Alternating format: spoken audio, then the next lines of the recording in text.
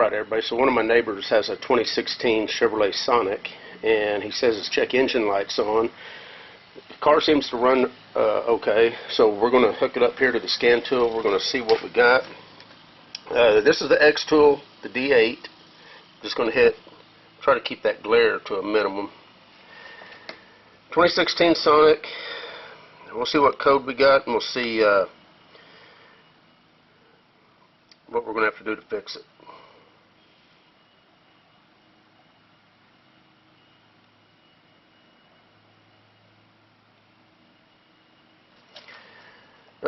If I do automatic scan, it's going to scan all the modules. So I'm just going to hit System Selection. I'm going to hit ECM, because the ECM is what's going to bring the engine light on. This car, I don't believe, is equipped with the start-stop system. It is an automatic transmission.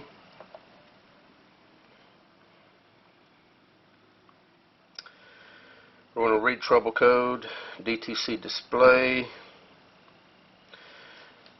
Okay, so let's see what we got.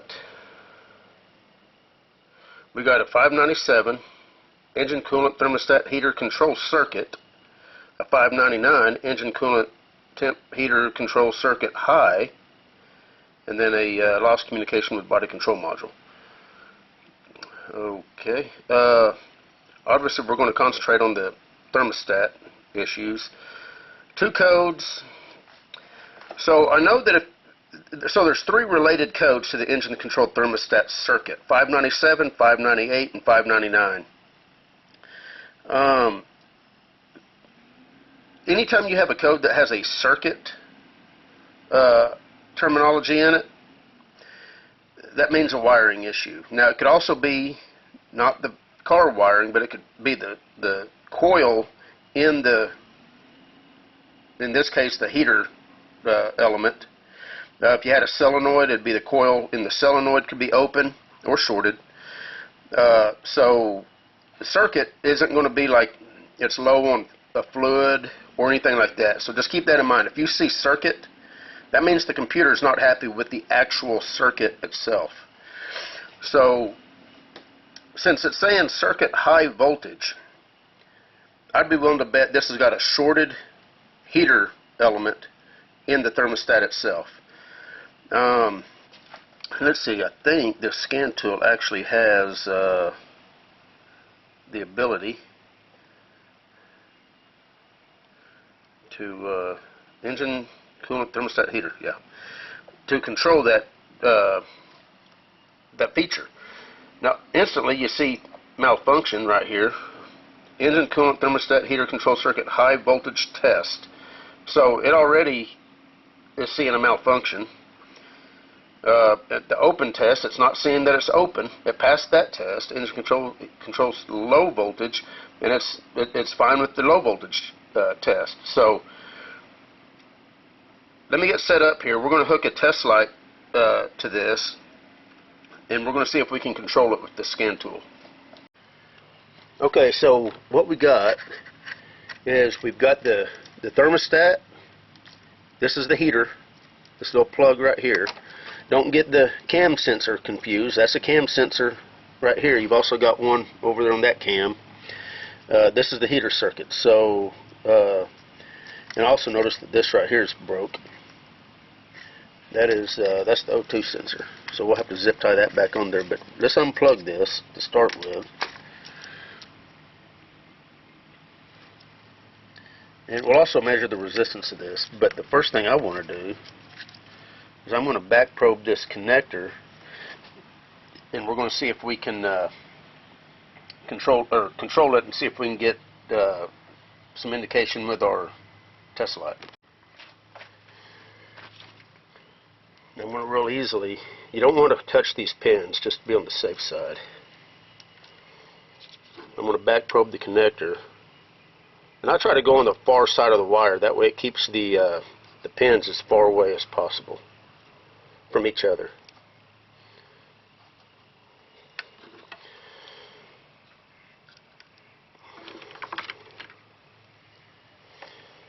Make sure they don't touch.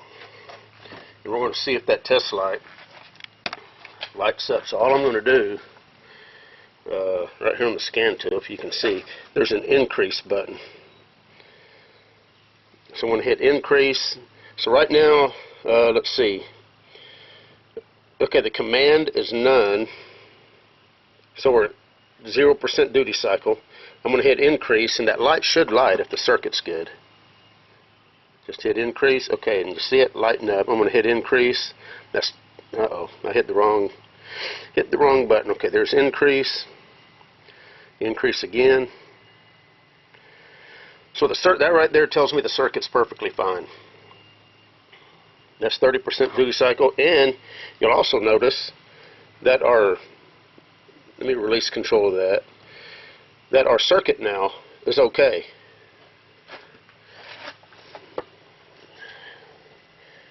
See where it says okay?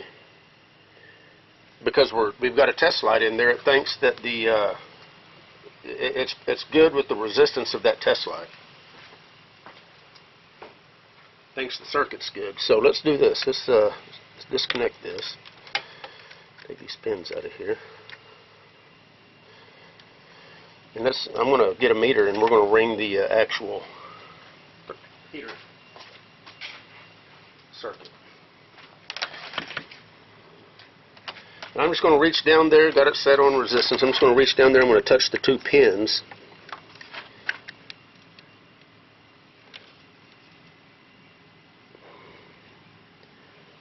.8 ohms. That's a shorted coil. 0.8. That's almost the same as touching both the leads together. 0.2 if I touch them straight together. 0.8 going through that coil. So that's not good. You should have, I don't know what the resistance of that should be, but I tell you what, I already know I'm going to have to replace that thermostat, so let me run up and get a thermostat, and we will measure the resistance of the new thermostat, and then we're going to replace it. Okay, got us a thermostat. It is aftermarket, so wish us luck on that. It is aluminum. Looks like the original one's plastic.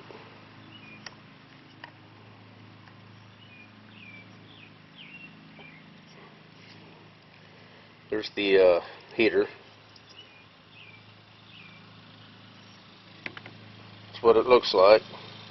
So let's measure this resistance. I have no idea what we're going to get, but it shouldn't be 0.8. 14.8. So basically 15 ohms for a good resistance on the heater. This car's only got about 50,000 miles on it, so the coolant's still in good shape. And what my plan is here, I'm going to go ahead just so that you guys will have a better view. It doesn't look like you really need to take this overflow bottle off, but I'm going to, and I'm going to lay it off to the side. It looks like it's just two 10mm bolts, and the whole thing will lay off to the side. I don't even think you need to disconnect these hoses. And that way it's going to give a better view. I'm going to set the camera up over here so that you'll get a straight shot as to the thermostat itself. Alright guys, I'm just going to remove this reservoir and set it off to the side, and then I'm going to put the camera up over here so that you can have a better view of what's going on.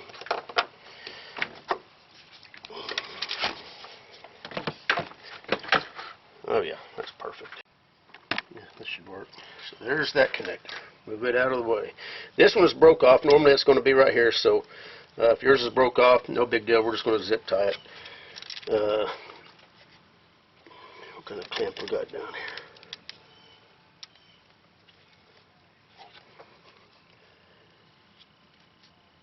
Okay. I can't get enough strength to bend that, or to smash that clamp. So we're just going to leave it hooked up to the valve for now. I'm going to try to get rid of this O2 connector. Okay. Just so everything can be out of your way as much as possible. I'm going to leave that one hooked up. Okay, this takes an external Torx. And if you don't have a set of good Torx, I'll put a link to a kit that I bought that has pretty much every single Torx you'll ever need.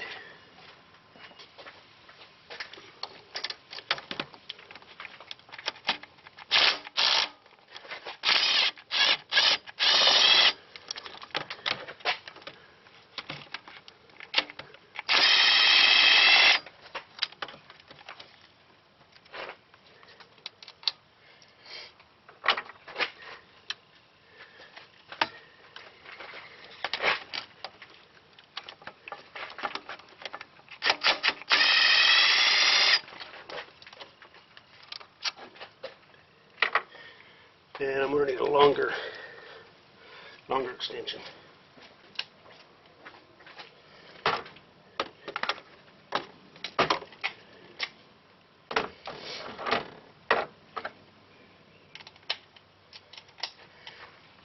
If you don't know what an external Torx is, that's what an external Torx is.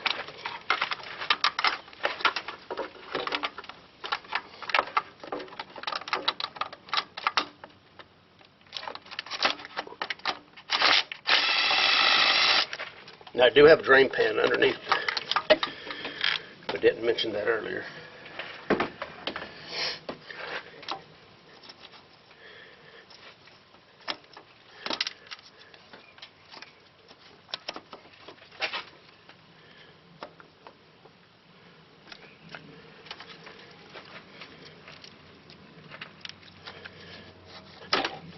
There we go.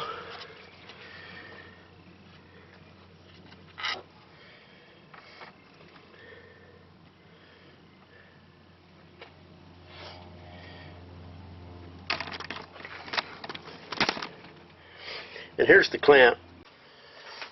And I'm just going to use a pair of these. This is a kit that I bought just for this sort of thing.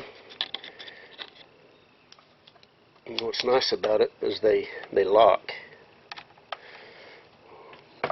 So see,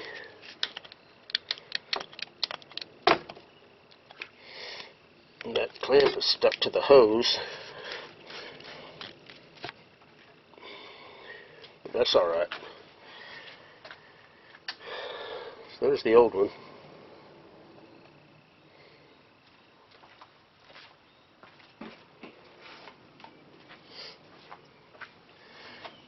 Here's the new one. Make sure that the gasket's pushed down in its little recess real good.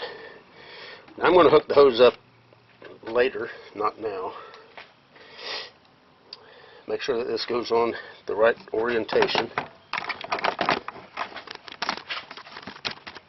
And I don't know if you guys noticed, but we didn't lose a whole lot of coolant.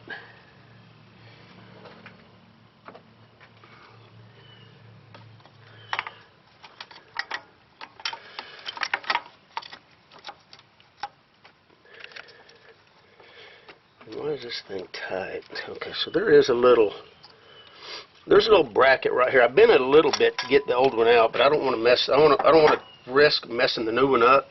All it is a 10mm. I'm just going to take a wrench and loosen that nut off. Then that thermostat should slide right in there.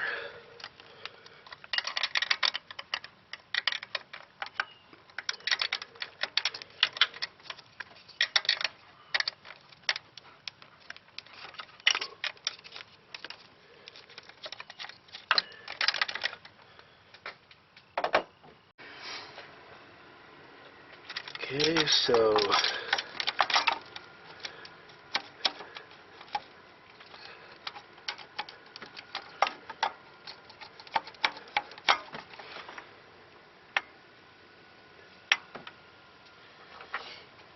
and it's always a good idea to get all your bolts started before you even start tightening them up.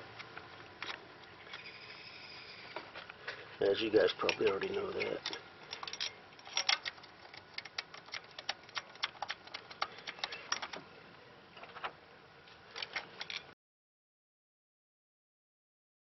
I'm going to do this by hand just so I can get a feel for how tight it is. Remember, you are going into a plastic housing, so it's alright to spin it up with a with a driver and impact, but you don't want to sit there and really wrench down on it. Okay, that's good. Okay, so the connector,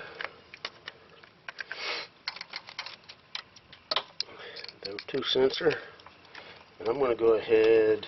Oh yeah, we got to tighten up this nut.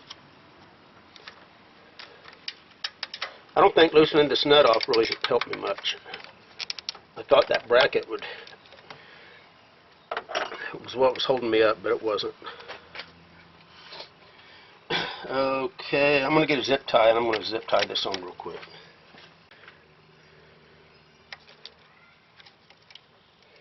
This was already broke, but it's not like it's really that big of a deal.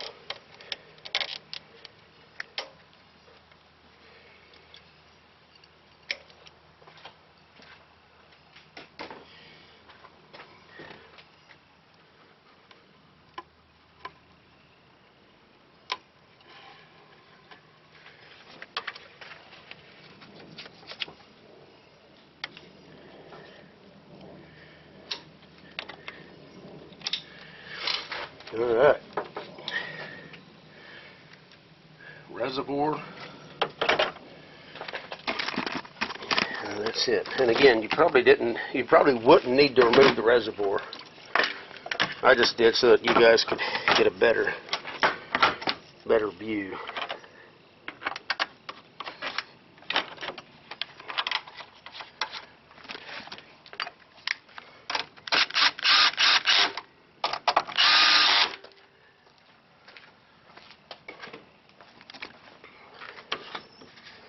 And that's how easy it is.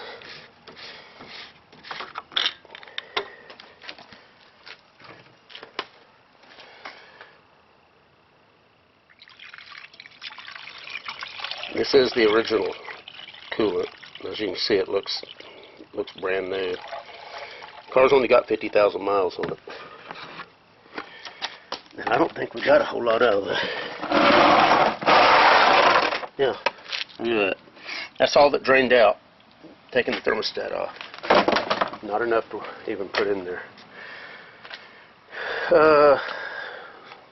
Scanner, let me turn the key on. We'll make sure that we can clear the code.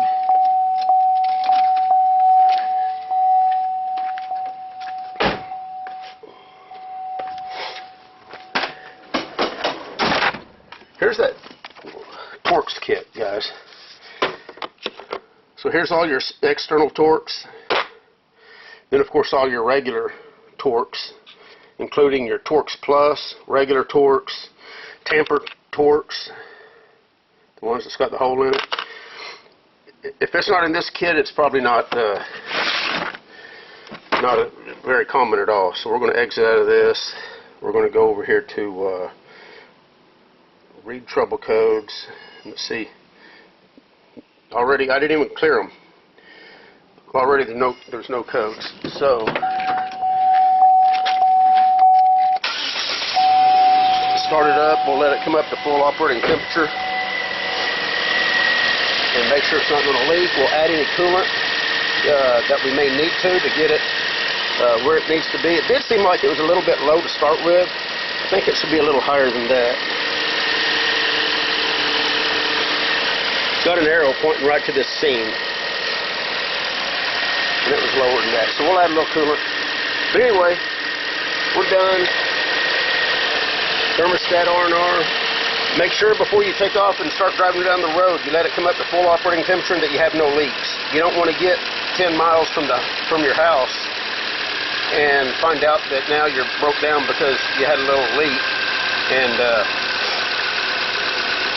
you lost coolant and now you're overheated. Alright guys, and I've got the engine running, and the one thing I'm going to monitor before I let it leave here is, so I came over here to the scan tool, went to live data, engine cooling and HVAC data. This is going to have all your temps and stuff. We don't really care about the HVAC, but I do want to see this engine control temperature, or engine coolant temp.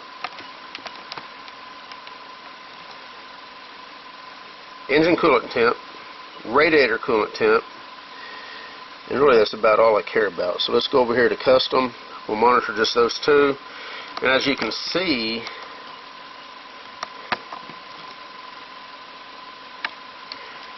we're at 192 degrees for the engine coolant temp. So the engine's coming up to temperature. The radiator is still at 80, which is about ambient right now. So when the thermostat opens, we're going to see the radiator coolant temp come up. Not sure exactly when this thermostat opens, but I'm guessing it's going to be around 210 degrees. So I'm just going to let the camera roll, and I will fast forward to where you can watch that temperature. And then whenever the thermostat opens, we'll see the radiator coolant temp come up.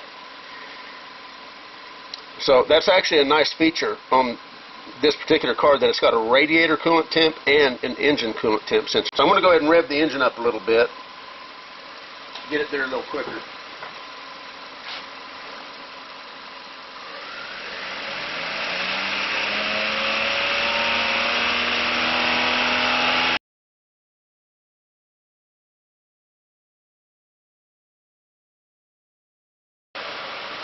Okay, we should start seeing the radiator temp coming up because the hose is warm. So the thermostat, it looked to me like it's going to be about 200 degrees when it opens. In fact, yeah, it looks like it's starting to come down. Radiator temp is starting to come up.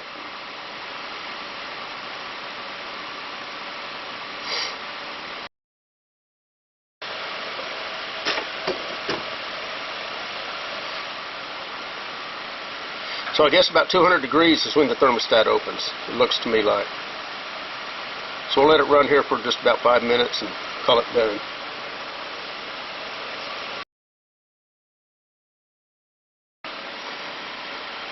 Anyway, that's pretty much it. Both the upper radiator hose and that reservoir hose is nice and warm. Tells me the thermostat is open. Coolant is circulating. You can see that the radiator coolant temp is starting to come up. The engine coolant temp is stabilized at about 200 degrees. So everything looks good. There's no leaks.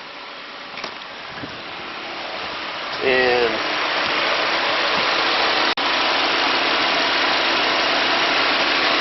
this hose is nice and warm. This hose is nice and warm. And the upper radiator hose is nice and warm.